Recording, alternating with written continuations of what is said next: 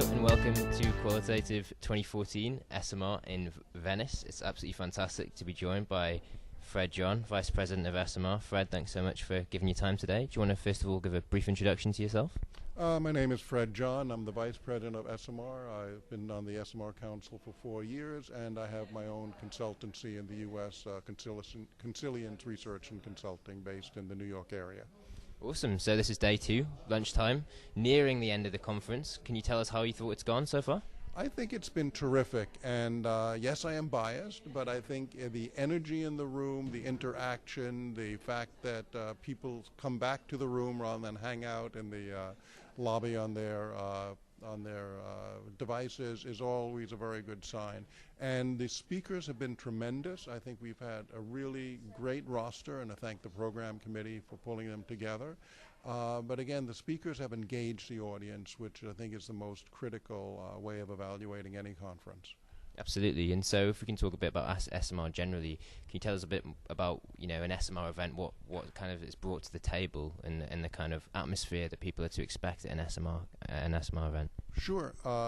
There are many, many research conferences around the world, and I think that SMR conferences are unique in a number of ways. For one thing, we have a global audience right here, both in terms of people on stage and the people in the audience.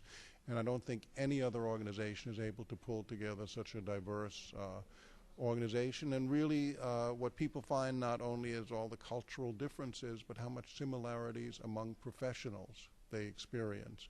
A lot of organizations focus on best practices, and here what we often hear, particularly in the qualitative world, is innovation and creativity that individual organizations have developed. And then a lot of people you hear in the audience say, oh, that's great, I'm going to apply it to my work. So we're not saying this is the best established way of doing things or endorsement. We're basically saying we're exposing people to other people's creativity, and then they are able to apply that themselves in the real world. So it is really a learning experience. It's a professional development experience. And the networking is terrific because you just see people exchanging cards and getting to know other people from all parts of the globe. Awesome. And so you're doing a conclusive kind of presentation yourself this afternoon. Can you tell us a brief bit about that?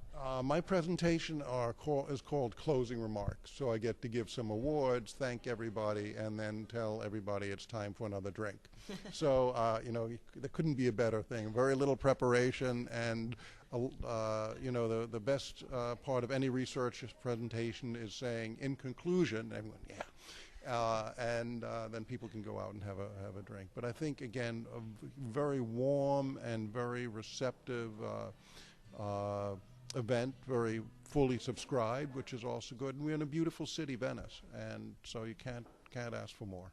Were you caught up in the floods last night at all? I actually looked out the door. I was going to grab a boat I was actually going to a concert across the water, and I decided that I'd rather not sit in a concert hall totally soaked, so I just stayed in the hotel, and worse things could happen.